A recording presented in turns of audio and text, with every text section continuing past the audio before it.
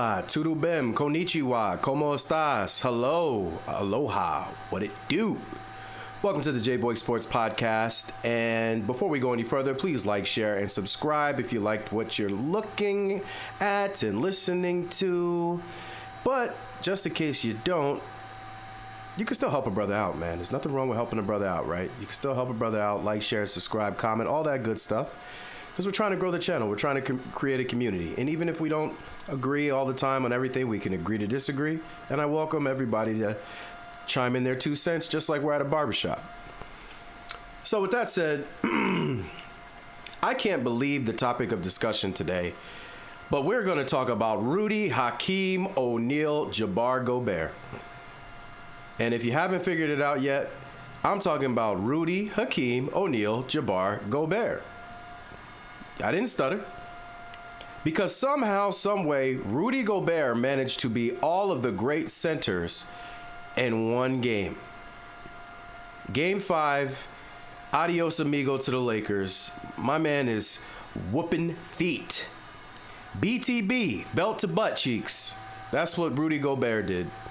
And I can't believe it. I've actually got to give him credit. Shaq was throwing up on the set of the TNT crew last night, saying, it's hard for me to say this, but Rudy Gobert was dominant tonight.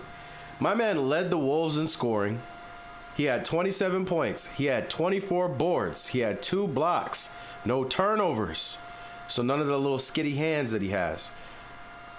Wasn't that great from the free throw line, 3 for 6, but Rudy did his thing, man. And it's crazy to believe that this is exactly what happened. But let me tell you something. All throughout this series, Rudy Gobert has actually been very good on defense. He's been horrendous on offense. Before this, I think his highest point total was like 7 or something like that in the series. But in this game, he just exploded, pause, no diddy, and destroyed the competition. However, throughout the course of the series, he was locking people up. He was actually playing really good defense. He was guarding people on the perimeter, making it difficult. He stole the ball from Luka clean and had a layup on the other end. He actually, to give him some credit, and because if you know me in real life, I do not like Rudy Gobert. I do not think he's that good. I don't understand how he keeps getting money. I don't know how he was a 4-time Defensive Player of the Year. But I gotta say, it's not dominating, but he stepped his game up this offseason. LeBron wasn't even going at him. It was almost like, there's no point. He's not the weakest person. And I think that actually kind of changed the series because the Wolves had no weak defenders. They couldn't just pick on Rudy Gobert. Luka was trying and it wasn't working. It's like Rudy picked up on their moves, learned them, and was really there. They couldn't just blow by him. He was playing solid defense. And I think before the series, he even said, like, everybody wants to laugh when I get hit with a move or two, but the truth is I'm stopping more than I allowed, to go in. And for the first time in this series, I have to admit, Rudy Gobert did look like a Defensive Player of the Year award that won 4 of them. For a guy that's not unbelievably mobile, not super quick, not super fast, he moved his feet well and kept guys on the perimeter. And I have to say, it seems like that's something he practiced. Like he actually got better at it. He saw it as a weakness and improved it.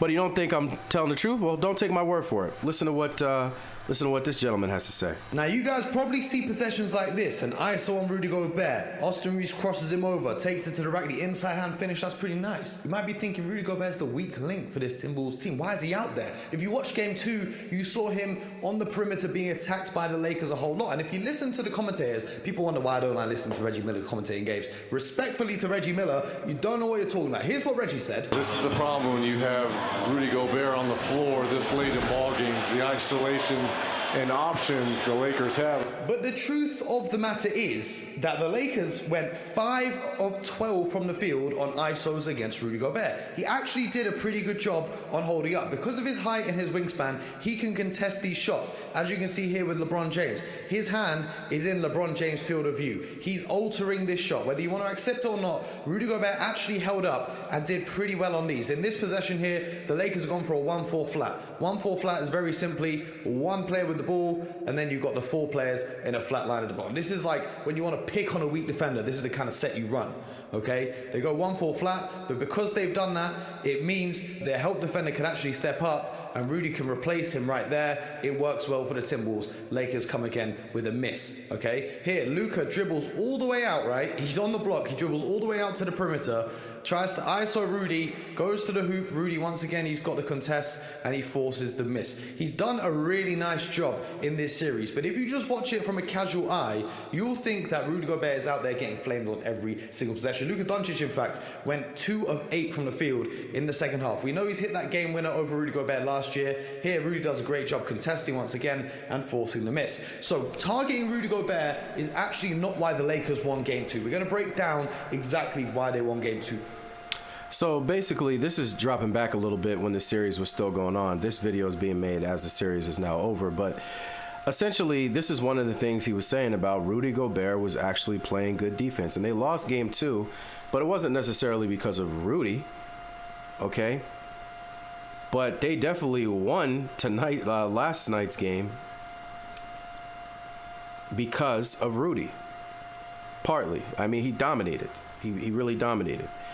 There just wasn't, they weren't able to pick on him the way that I think the Lakers thought they would be able to. They thought automatically when he was on the floor it'd be a problem, and it wasn't.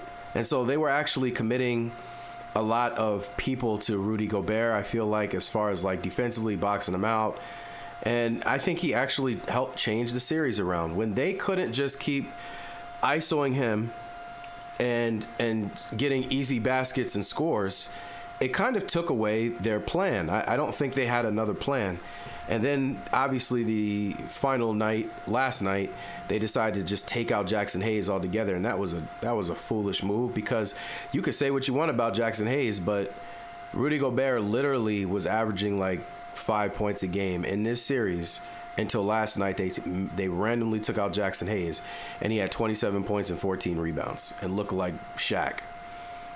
In fact, no, excuse me. Once again, looked like Rudy, Hakeem, O'Neal, Jabbar, Gobert. That's what he looked like. So, JJ Redick, I just want to make sure I take one more shot at him for being a foolish donkey, an arrogant, foolish donkey prick. Bruh, that wasn't smart. And you looked mad dumb on the fact that all the other games y'all held him down. And then randomly you decided not to start Jackson Hayes. I don't understand your reasoning for that. I really would love to hear you explain why you thought being dumb was smart, like you normally do. You know, you like to explain how smart you are and run around in circles like a wild chipmunk chasing its own tail. I can't wait for your explanation for this, because I don't get it. But basically, this video is to show some love for Rudy, Hakeem, O'Neal, Jabbar, Gobert.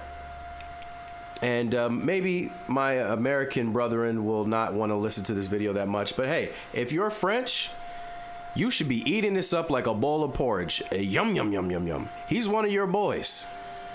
So if you know some French people, send this to him. If you are French, check it out. I think you'll like it. Rudy Gobert is one of your people. So, you know, rock with me. Rock with Rudy. Help a brother out. So thank you very much for your time.